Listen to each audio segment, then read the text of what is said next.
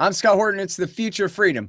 I'm the opinion editor of antiwar.com, and I do a podcast. I actually quit my live show, but you can sign up for the podcast feed at scotthorton.org right there on the front page there if you want to hear my interviews and so forth. Every Thursday night here on Liberty.me, I interview the great Jacob Hornberger. He's the founder and the president of the Future Freedom Foundation. They're founded, I think, in 1989 and have been publishing just the very best libertarian criticism of state power daily since then. Really great stuff. FFF.org. Sign up, subscribe to the monthly newsletter. It's, of course, called The Future of Freedom. Welcome back. How are you doing, Jacob? Hey, doing well. It's good to be back with you, Scott. Good to have you here. And I was laughing out loud reading your latest piece. It's a real great one. And you're attacking not just ideas that I despise and, willful ignorance I despise, but also a writer that I despise. So that made me extra happy. The article is The Self-Imposed Blindness of Conservatives, and it's about a piece by Andrew C. McCarthy entitled Islam, Facts or Dreams, which ran in the February 2016 issue of Imprimis, the publication of Hillsdale College, as you write here. So remind us, who is Andrew C. McCarthy? All right. Well, first of all, Hillsdale College is maybe the premier conservative college in America. And I think they actually pronounce their newsletter Imprimis. But they've been publishing Imprimis for, decades, I guess. And it always has a lead article. And so this lead article was by this guy, Andrew McCarthy. And he was the lead prosecutor in the federal criminal prosecution of the terrorists who attacked the World Trade Center in 1993. And so he's writing this article about Islam and the significance that Islam has in the whole war on terrorism paradigm. All right. And for those who are, I guess masochistic enough to read the National Review, he's been holding down the "it's all Islam's fault" line over there at NRO for the last, 15 years or more, I guess. I don't know of him from before 9/11, but I know certainly after 9/11, he helped lend his expertise to this claim that one need not know the history of anything that America had done. You need only know the identity of those attacking us. And then, of course, their identity is the reason that they attack us, according to him. Yeah, I mean, what I'm talking about in the piece is really, in a larger context, the willful, self-imposed blindness of conservatives. I mean, he's writing for this conservative publication. He's obviously a conservative. And I just was absolutely fascinated about it because he writes this entire piece. It's a very long piece talking about Islam. And he's saying, look, contrary to what U.S. officials are saying, it's not that the terrorists are misconstruing Islam. He's saying that Islam is being correctly construed, that this is just a violent religion, and that the people that are carrying out these terrorist attacks are carrying out the principles of their religion. And he goes through this entire piece without mentioning once U.S. interventionism in the Middle East, which is absolutely fascinating to me. It's as if it just doesn't exist, or it's just not a factor. Now, the reason that this is significant insofar as he's concerned is because he was the lead prosecutor in the 1993 attack on the World Trade Center. Now, that attack, as you know, Scott, was really no different in principle than the 9/11 attacks some 8 years later. You had foreign people coming in and attacking the same target that they attacked on 9/11. Now, the reason this is significant is because one of the people they caught participating in this was a guy named Ramzi Youssef. And they find him a couple years later. Now, there's no invasions of any countries. There's no attacks in other countries. It was treated as a straight criminal offense, which it is, and which it was on 9/11. And they wait out the terrorists, and so they prosecute the sheik, Abdel al-Rahman, I think his name is, and they catch this guy, Ramzi Youssef, in Pakistan. They bring him over for trial, and they prosecute him because, again, terrorism is a federal criminal offense. It's not an act of war. Well, at his sentencing hearing, Youssef, you can just tell this guy is filled with rage. And he says something to the effect of, look, you call us terrorists, but you're the real butchers because you have been killing untold numbers of people with your embargo against Iraq. And what he was referring to was the children that were dying from the sanctions. Now, this is in 93. Then in 96, you've got Madeleine Albright, the U.S. ambassador to the United Nations, who comes out with this statement on 60 Minutes that says, yeah, the sanctions have killed 500,000 children, but we consider it worth it. And then the sanctions continue on. So here's a man who was prosecuting Youssef. He has to be familiar with what he said at that sentencing hearing, that the reason he committed this terrorist act was because of U.S. foreign policy. So how he could write an entire article without mentioning Youssef's testimony or his statement at his sentencing hearing, without mentioning anything about the sanctions that killed hundreds of thousands of Iraqi children, the no-fly zones, the unconditional support for the Israeli government. I mean, we could just go on and on, the destruction of the water and sewage facilities in Iraq. How could he write a piece that doesn't even address, confront, even if he wants to dispute it, argue with it and say that U.S. foreign policy really doesn't affect these people. They really don't mind having hundreds of thousands of children killed by U.S. sanctions. I mean, whatever his position is, I find it absolutely fascinating that he can write an entire piece on the so-called downside to Islam and at the same time not factor in and address what the U.S. government has done to get this cauldron of rage boiling in the Middle East. Well, if you try to play devil's advocate, I mean, it's pretty obvious what he would say, which is that these are the ridiculous, paper thin excuses of a butcher, a guy who killed 6 while trying to topple one tower into the other. He could have killed, 20,000 or something. That was late in the day, not first thing in the morning, that first World Trade Center attack. And he would say, how dare you take anything that he says as face value as some kind of excuse? Therefore, you can just write it off. There's nothing to consider. This is, that's like saying we should stop and listen very carefully to what Lex Luthor has to say. Well, F him. Who cares what he has to say? He's a murderer, right? We hate him. So what's your problem that you're willing to be, such a bleeding heart that you care about the opinions of this guy? What's it to you? Well, in every murder case, the prosecutor is going to focus on motive. I mean, that's not an essential element of a crime. He doesn't have to prove motive, but the jury wants to understand why people are doing something. If you can't show motive, then jury's very likely to acquit and say, well, no, the evidence is not sufficient because there's no reason for him to have done this. So in every murder case, you're looking at motive. So at the very minimum, he may say that, but it's incumbent on him as a prosecutor writing an article like this where he's effectively indicting an entire religion, a religion that has been here for eons or centuries, without addressing that point. I mean, I would have more respect for the guy if he actually brought it up and said, okay, I'm going to confront it and say, I discount what these people are saying is for their reasons. Okay, then we can argue over that. For him to even just act like it doesn't exist, that's what I find absolutely phenomenal. Now, Right. If you go down the list of all the other terrorist attacks, they keep citing U.S. foreign policy, the death machine that the U.S. has had in the Middle East for, well, at least since the end of the Cold War. And that's the other thing that I address in my piece. He says, well, Islam has been like this for centuries. Really? Well, then why weren't Americans and U.S. officials talking about this during the Cold War? We never heard about this during the Cold War. Well, that's because they already had an official enemy. Communism, the Soviet Union, the communists are coming to get us, Cuba, Castro, Korea, Vietnam.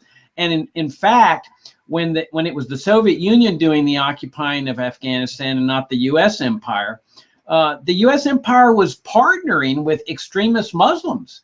And conservatives were cheering this. They weren't saying, oh, well, look, this is the Quran and they're violent. They were cheering the partnership and the support of extremist Muslims.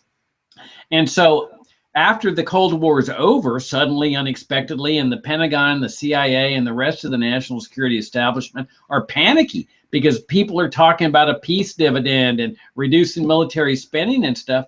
That's when they started going into the Middle East and provoking. So this isn't a chicken and the egg problem where, like, which came first. We all know what came first. The provocations came first.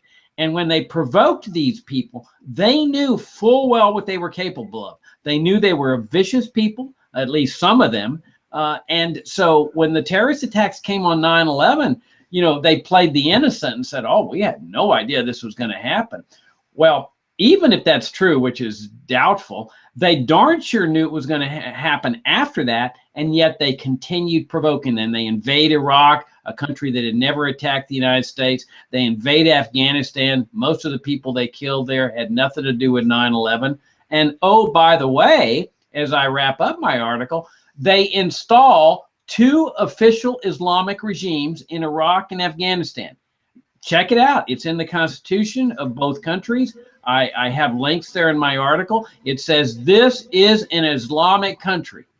Now, McCarthy, I am sure, I don't know for sure, but I'm confident that he was among the many conservatives who were cheering the troops, thanking them for their service in Iraq, thanking them for their service in Afghanistan, killing and maiming and torturing people for 11 years or so, all the while killing and maiming people in the defense of Islam, in the defense of these 2 Islamic regimes. Does he address this? Not one single word. I call it his Achilles heel. I mean, how do you attack Islam and say it's a grave threat to national security while at the same time praising the troops for installing, protecting, and defending 2 Islamic regimes? Right. Well, and not even just praising the troops, because anybody, even anti-war, can do that. But the Iraq War, I mean, over at National Review, Andrew McCarthy and his Confederates, they weren't just the worst cheerleaders for that war. They were also the worst, and demonizers of anyone who dared to oppose it. But they continued to play that role throughout the war. We can't leave now. You want to cut and run. You want to surrender to terror. You're on the side of the terrorists. They kept that up for years and years and years as America was taking sides in a civil war to create that Islamic government you're talking about. So it's not just like, well, an Islamic government was the result of that war. It was the result specifically of the NRO campaign to keep America in that war, fighting for those factions that created that Islamic government that they're under now, which, by the way, is now fighting ISIS for us. But anyway. Yeah, well, and that is, those Islamic regimes were installed, during the time of the occupation, and they continued to stay there, knowing that, and continued killing people to preserve those Islamic regimes. Yeah. And so it's really ironic that then McCarthy comes along and says, "But Islam's a grave threat to national security, but we've got to praise the troops for killing and dying in the defense of Islam." It's typical conservatism. Well, it's actually a pretty brilliant kind of way of framing the propaganda, where, listen, we have a very important question we need to ask here. Is it a perversion of Islam, or is it just plain old Islam that says that everything that is good, true, and beautiful and innocent must die? Because, it's one of those 2 answers, and so you better give it. And it's so bogus. In fact, there was a poll question like this where they said, do you think that blacks and Mexicans are doing better in America at the expense of whites? And then it was the Trump supporters who answered yes more than anyone else. But what a bogus question. Blacks and Mexicans are doing worse compared to whites in economic terms, just like always, but always even worse in a downtime where black unemployment rates and Mexican unemployment rates are way higher than whites, and et cetera. And then who in the world gave the poll writer the permission to just assert as fact that if anyone in the economy gains, it must be at the expense of the other ethnic groups? Where the hell did that come from? But they just plug all of this bogus stuff into the question and make you answer yes or no. And you're supposed to go, well, geez, I guess it's true Islam that wants us dead. I flip a coin here. And here's an option that's not even on there. Maybe it's Islamic to fight defensive war. Is that even one of the options on the menu of multiple choice here? That maybe, when Muslims cite their religious text to say that it's okay for them to fight in defense of other Muslims because that's their religious duty. Well, I mean, that sounds plausible. I haven't, read and memorized the whole thing or whatever. I've certainly heard that said before, but that still obviously raises the question. I mean, obviously, all sides in a war are going to claim they're the ones who are defending. But like you said, there's not really a mystery about who's the chicken and who's the egg in this one, who started it and who's the one responding. So that doesn't make it okay for them to attack civilian targets. But it does make the timeline, it makes the chronology important of who got us into this thing. Well, absolutely. In fact, I think as libertarians, most libertarians are not pacifists. And they would say that people have a right to defend themselves. And those of us who believe in limited government would say, well, we can delegate that right of self-defense to the government in case your nation is attacked. Well, Iraq was truly in the position of a defending nation. There's no question that the U.S. was the aggressor nation in this conflict. They attacked a country that had never attacked the United States. They did it unconstitutionally with no declaration of war, which is what our Constitution requires. And so throughout that conflict, Iraq was the defending power.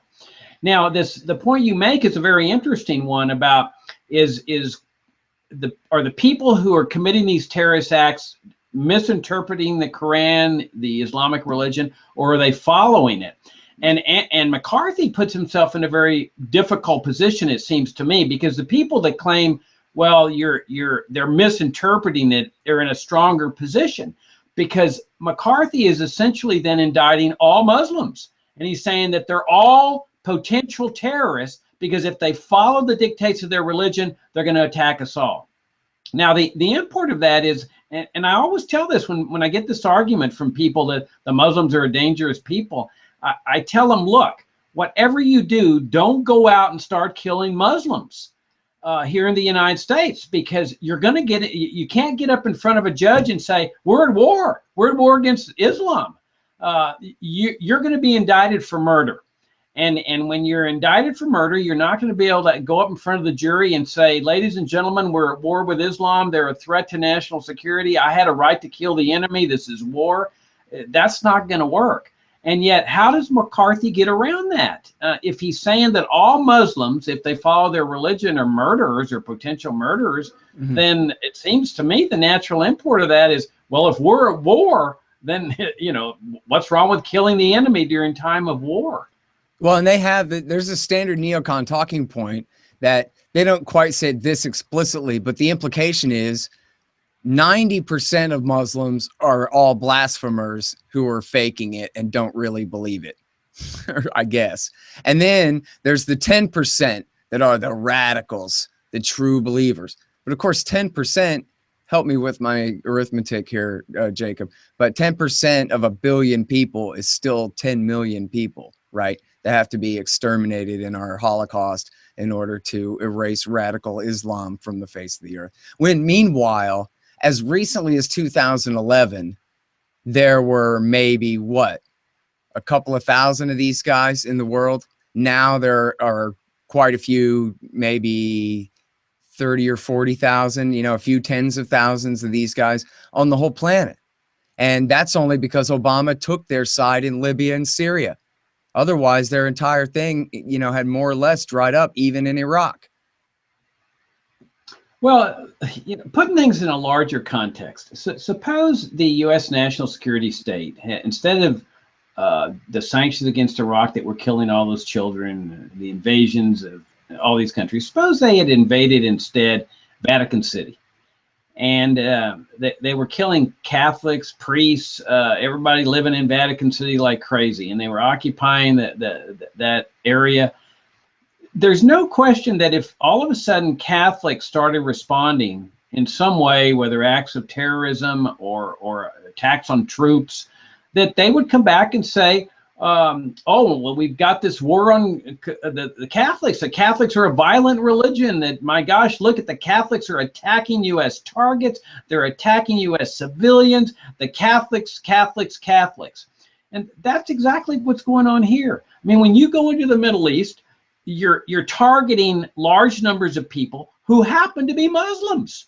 And then when they retaliate, which they were inevitably going to do, at some point, people are not going to put up with death and destruction forever. They're finally going to retaliate. And whether that's on a military target like the Pentagon or a civilian target like the World Trade Center, they're going to retaliate. And so they happen to be Muslims, and well, that then provides the convenient thing for people like McCarthy and conservatives to say, see, it's all a Muslim problem, when it was them that attacked the Muslims in the first place. Right. All right. Now, so I want to get to the specifics of the recent attack in Brussels too, because this is instructive. I think quite. Because we have had, all kinds of just consequences from, attacks, supporting dictators, occupying countries, supporting the Shia versus the Sunni in Iraq, of course, led to Sunni insurgency back against us and all that kind of thing. But Obama and Hillary Clinton especially made the decision, and she luckily bugged out of there by the end of the first term. She was smart. But they made the decision to support the jihad in Libya, and then especially in Syria. And this was so obvious for so many years. I was covering on my show from the dawn of the Arab Spring all the way through in 2011, all the way through, that there are thousands of European Muslims going to Syria to fight on the side of jihad. And America's on the side of the Sunni-based insurgency led by Al-Qaeda in this one. They're the dominant part of the insurgency. It'd be like de-Baathifying the government and abolishing the army in Iraq, which was already the dumbest thing ever, if Saddam had been already in the middle of a war against jihadists, which he was not. But imagine if he'd been in the middle of a war against bin Ladenites and we still overthrew him, dissolved the entire state, dissolved the army, and set loose chaos. That's what they've been trying to do in Syria. And it's only taken anyone with an honest attempt to just think for one moment about what's going to happen when these guys come home. If the Libyan-Syria wars are what happened when the Libyans and Syrians who went to Iraq to fight in Iraq War II is what happens, well, what's going to happen when the Europeans who go to fight in the Syrian war come home to Europe? And then here we see Brussels blown up. And here we see in the Financial Times today, Bumper, they say that according to the cops, these guys first went and started fighting with the al-Nusra Front, or what was Al-Qaeda in Iraq, in Syria, in 2013, a year before they really declared the caliphate. I mean, I guess they did declare the Islamic State in 2013. But they didn't really sack Mosul and really declare the caliphate until 2014. But these guys, this according to the cops, the Brussels attackers went to fight on the side of jihad back when we were all agreed, not you and me, but back when it was the consensus that jihad in Syria is the good thing. These guys are moderates. These guys are heroes. These guys are overthrowing Assad, and Israel wants us to overthrow Assad. And so, I mean, this is really high treason. I mean, there's no other way to put this. And this is Al-Qaeda in Iraq, in Syria. And they just decided, well, screw all the dead American veterans of Iraq War II and screw the 3,000 dead on September 11th. If Israel says the Shia are the enemy and not the Sunni, then I guess we side with Al-Qaeda in Syria. And now we see them reaping the whirlwind in Paris and in Brussels. The first attack was in Brussels 3 years ago. So a guy attacked a Jewish museum, synagogue type thing and killed 3 or 4 people there. And he was a veteran of the Syrian war. And it's going to keep coming. I mean, this is going to get so bad. And the AP is saying that the cops are saying, and I think it's believable only because it's my confirmation bias, that ISIS has sent hundreds of guys in with the refugees to Europe and that they're just waiting to attack. And I mean, even if it's not hundreds, even if it's tens, then this is going to be chaos. And just imagine sitting around going, yeah, they hate us because, Islam, this, that, the other thing, while they're on one hand backing these jihadists and then turning around and bombing them. The whole thing shows the madness of foreign interventionism, empire, and regime change operations. You are absolutely right. I mean, if you go back to, let's just say, the invasion of Iraq, if there had been no invasion of Iraq, there would be no ISIS. I mean, ISIS is just a civil war. It's composed largely of Saddam Hussein people who were ousted from power, who didn't like being ousted from power by a foreign imperialist regime, and they're fighting to get back into power. And now they've spread the fight to other countries in the Middle East where the U.S. is involved in regime change operations, like Syria. But if there had been no invasion of Iraq, there would be no ISIS. And if there were no ISIS, there would have been no attack in Paris, and there would have been no attack in Brussels. So all of this is rooted in U.S. interventionism. And as you point out, the Libya situation, another regime change operation, total death, destruction, chaos. And then you've got Syria. You see, these people, the interventionists, just act like there's no cost to this. Oh, well, we're not going to have boots on the ground. It's not going to cost anything. There is a cost. There's a very high cost. Ask the Belgians whether there's a high cost. Ask the Parisians whether there's a high cost. Now, I was under the impression that I was wondering, why did ISIS attack Brussels? Well, I figured, well, because they arrested this guy who was one of the suspects in the Paris attacks. But you sent me an article today where ISIS is publicly pointed out, and I didn't realize this, that Belgium has played a role in the fight against ISIS in Belgium, in Iraq. Now, the article is kind of humorous. It said that they only conducted limited bombing attacks. What does that mean? I mean, does that mean that, like, they only killed 30 ISIS members, or what does it mean? The fact is that when you have a force in Iraq killing ISIS, you are now subjecting yourself to a virtual certainty of terrorist retaliation.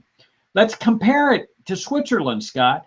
Do we see any terrorist attacks against Switzerland? There's a country whose government minds its own business, very well fortified, very well defended. I mean, their Department of Defense is true defense. They don't have foreign military bases. They don't get involved in all these things. They're not fighting ISIS, and nothing happens there. But you get involved in this thing, and I keep saying it, I'm going to say it again after every one of these terrorist attacks. The solution is not to continue doing what you've done before that has caused and brought on these attacks. There is but one solution. Stop your killing. Leave these people alone. Just come home. There is no other solution. They can't protect every airport. They can't protect every shopping mall. They can't protect every train station. Just bring the troops home and stop the killing today. That's what we need, Scott, a mass uprising of the citizenry like we saw during the Vietnam War. Yeah.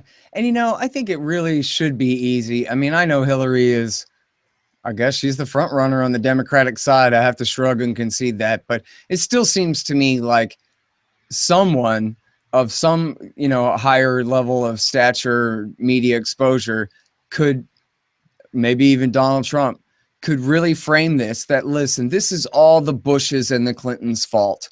If only America had never accepted the rule of the Clintons and the Bushes, because once Bush Sr. occupied Saudi Arabia, and once Bill Clinton's Secretary of State gloated about starving all the babies to death, and once George W. Bush kicked over the entire Middle East and set it on fire, and once Obama sided, and he's just a Clinton, sided with the suicide bombers in Libya and in Syria, boy, what a mess they've made. But so we don't have to blame America. We don't have to blame every last person between San Diego and Bangor. All we have to do is just blame the Clintons and the Bushes and just say, you know what? And Obama counts as a Clinton, and just, it's their fault. Now we could just start fresh. Too late for Ron Paul, but at least start over with that idea that we don't, there's no reason why we must be married to the continuity of the rule of this pseudo dynasty system they put on us now, I agree with you, but I still say that it's much deeper than that. I think the national. I just mean in order to get the people to rally around the new narrative, like what you were saying, an uprising where, make it easy for them to turn against the policy by just blaming the policy on them, if you know what I mean.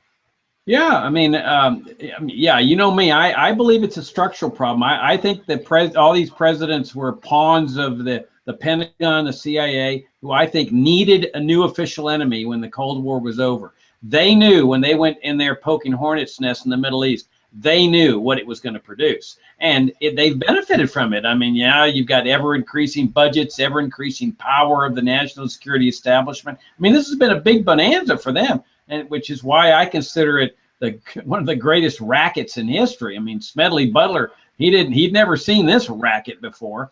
But ultimately, the real solution to this lies with the citizenry, because if you look at these candidates, they all want to continue doing the same thing that keeps producing the terrorism. There's only one solution: bring the troops home, bring the bombers home, stop the killing on our part.